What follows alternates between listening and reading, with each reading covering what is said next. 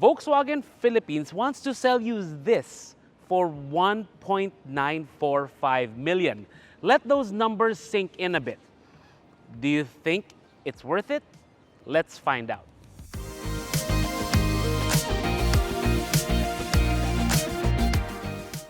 A few months ago, Volkswagen Philippines launched the Tharu in the Philippine market. It's kind of an in-between from a subcompact to a compact if you look at the dimensions of the vehicle. But what really had us flabbergasted was the price. Because this vehicle, it starts at 1.8 million for the lower grade variant, up to 1.945 for this variant.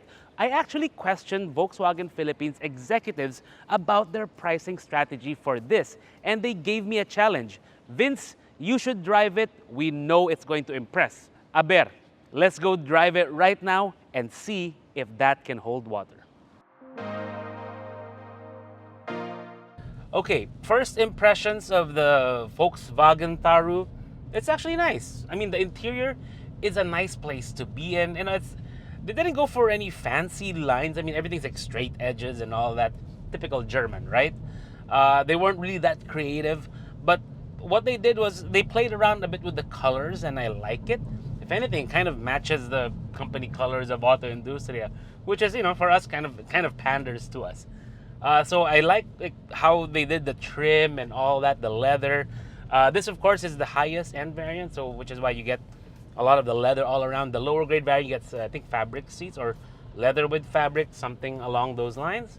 So all well and good. Right in front of you, you have a very neatly laid out dashboard.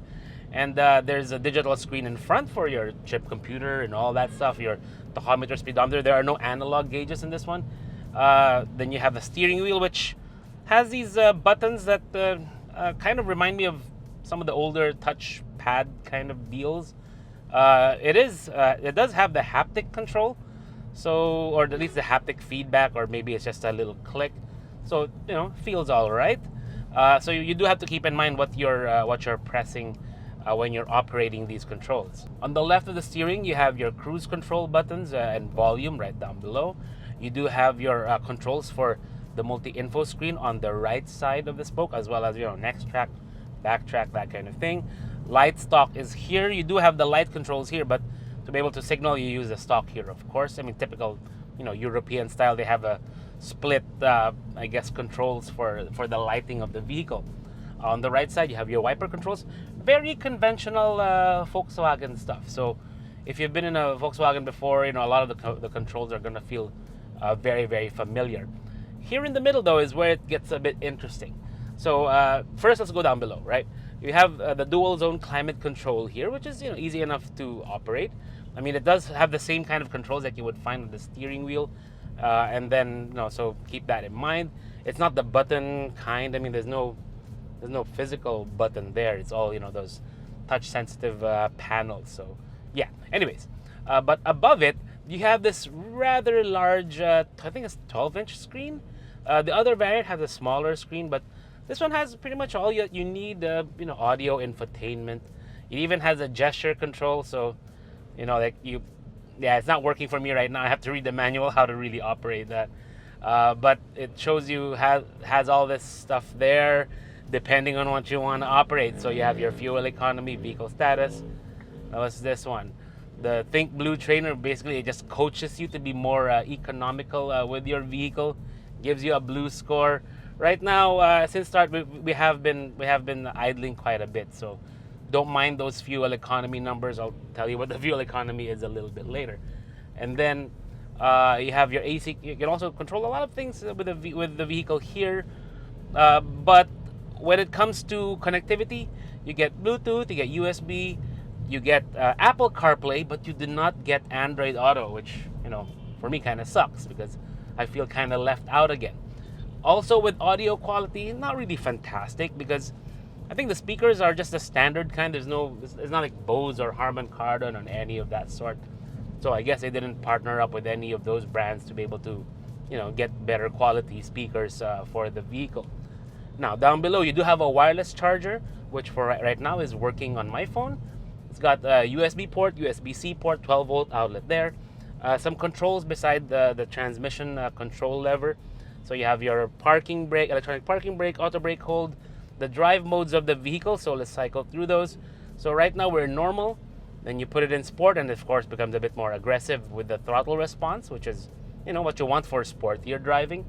Then you have custom, where you can set it how you want.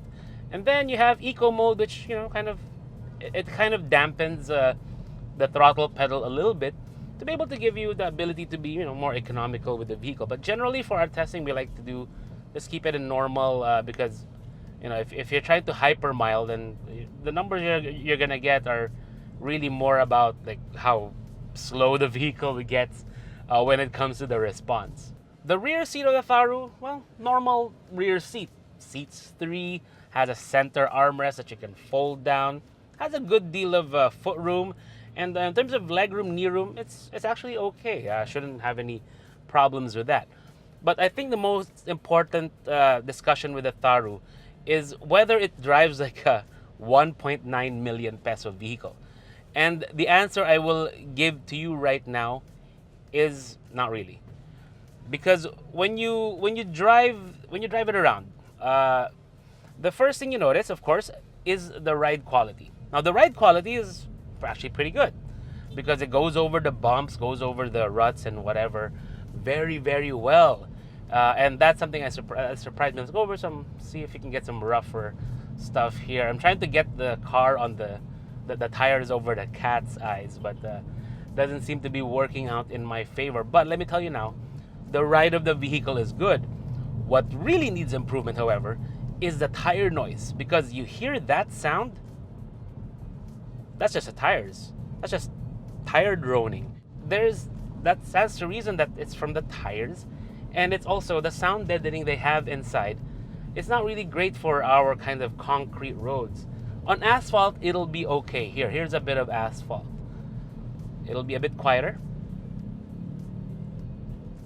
Yeah, but it's still there. You still know that it's there. So there is a bit of droning from the tires. Keep that in mind.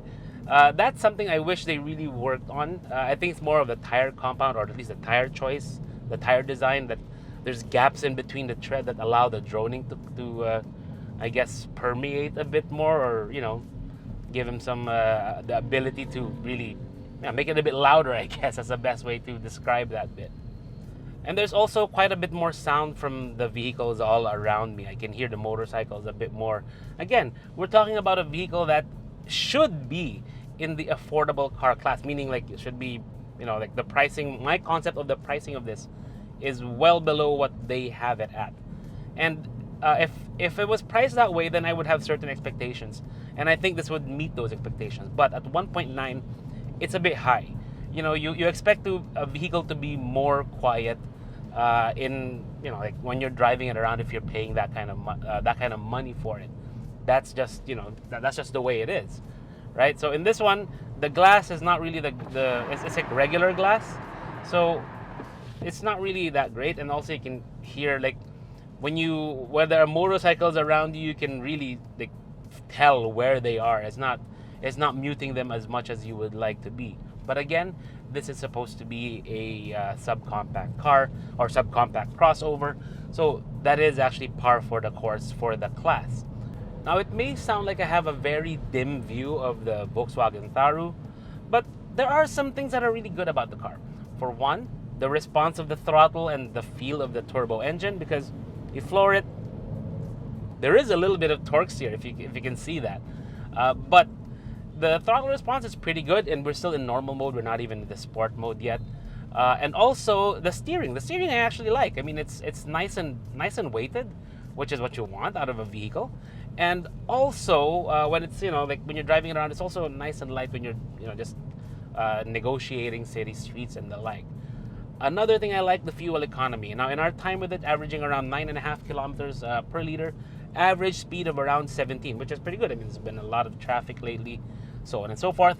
On the highway, you'll easily get around 15.5, which is kind of expected out of a vehicle with an engine size like this. Now, what else is there that I like about it? Well, you know what? those things, I think we need to discuss back at the warehouse because we haven't discussed a lot of the things around with the engine bay, with the exterior of the vehicle, and many more.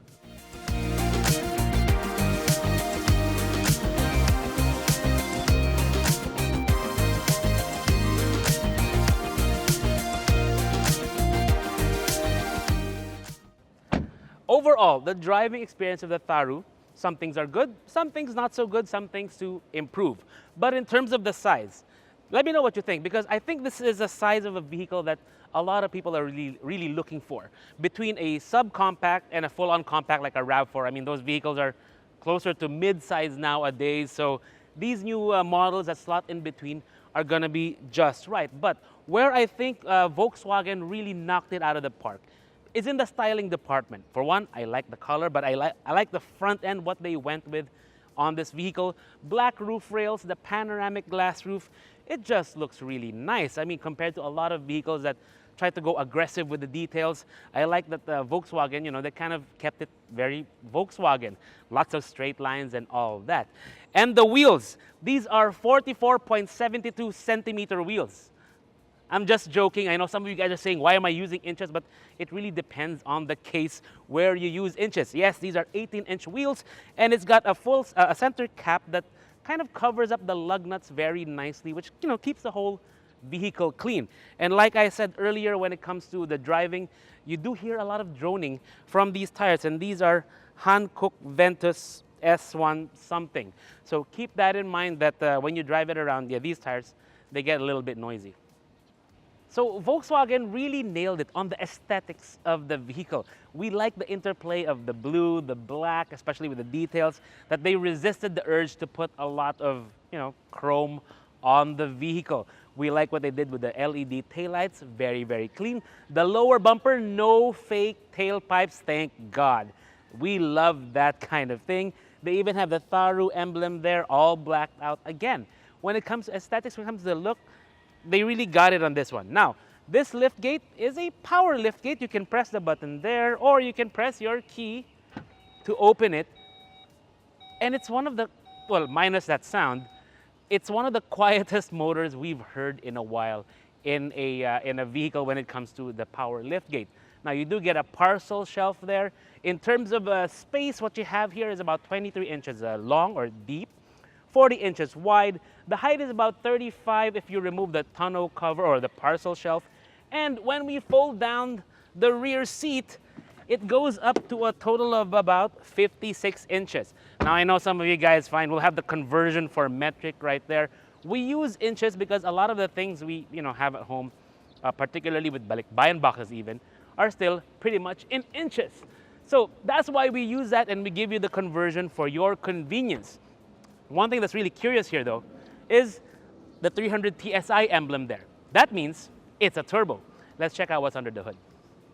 Powering the Tharu is a 1.5-liter turbo gasoline engine with a 7-speed dual clutch. Yes, this is a DSG transmission. Volkswagen, after all, is one of the pioneers when it comes to using dual clutch transmissions in any passenger car. Now, in terms of power, it makes 160 PS and 250 Newton meters of torque. This one has multiple drive modes, like I showed you when I was driving it around, depending on what situation you're going for. What I do like about the engine bay is that it is very neat to look at. And that's something we like about how the Germans engineer their cars. Of course, this is made by SAIC over in China, but still the attention to detail when it comes to laying everything out is right there. But one of the more interesting things about this engine is that it's actually a turbo intercooler. The turbo is right there in the back. That's why you see the heat shielding right over there to prevent the extra heat from the turbo from getting into the engine bay. But if you follow the piping of the intake, you will spot that it does have an intercooler right there. It's right underneath the plenum for the intake, and it's basically an air-water intercooler. So that's the reason behind the response that I noted earlier, even when it comes to the normal mode. When you're driving it around, the throttle pedal, especially in sport mode actually, the response of the throttle gets really good, combined with the transmission of the vehicle. But does it make up for a lot of the shortcomings? Well, let's discuss that right now.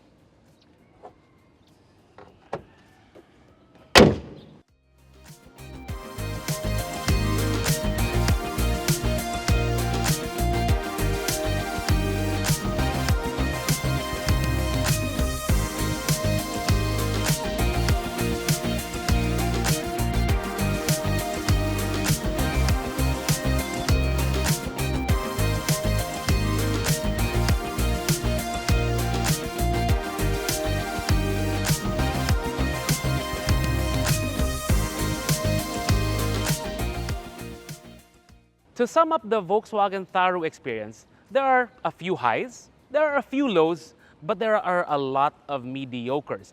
And like I told the Volkswagen executives before, at 1.945 million, there are no excuses. There are a lot of choices already in that market, and that's where I think they're going to have a lot of problems.